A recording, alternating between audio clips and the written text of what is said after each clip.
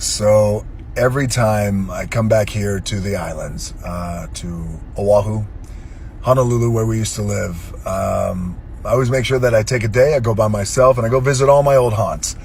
So today I went by, first I visited my grandfather and my grandmother's grave. Then I went by my old high school. Then I went by my old middle school and all the places I used to get in trouble, all the places I used to get arrested. Oh, that's where you got arrested for check fraud. Yeah. Mm-hmm. And that's where you got arrested for theft. Yes. That's where you got arrested twice for fighting. Yes, I did. Yes. Embarrassed the shit out of my family, by the way. But I also make sure that I go by where we used to live. And I've been parked outside here on the street where we used to live in this neighborhood for about an hour now. Probably looking shady as all hell, like a creep in my Cadillac Escalade with very tinted windows. Somebody's going to call the cops on me very soon. But I'll show you where we used to live. It's a 3-story apartment efficiency building, and I live right there on the first floor. And I've been sitting out here for about an hour now, contemplative and writing down a whole bunch of notes because I'm weird that way. I like to write down my thoughts.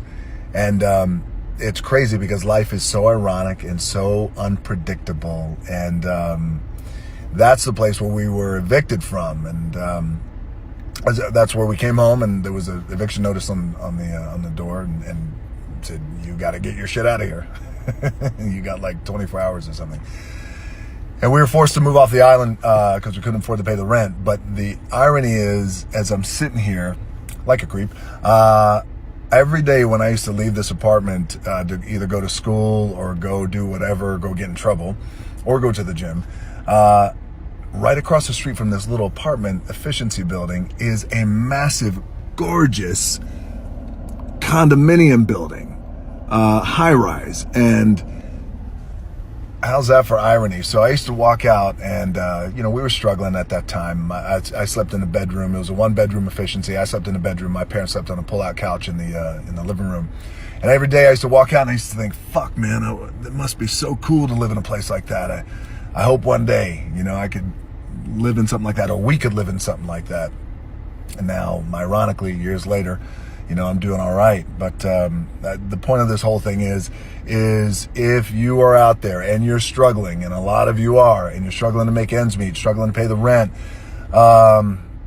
when you go eat at a restaurant, you got to look at the prices first before you actually look at the selections.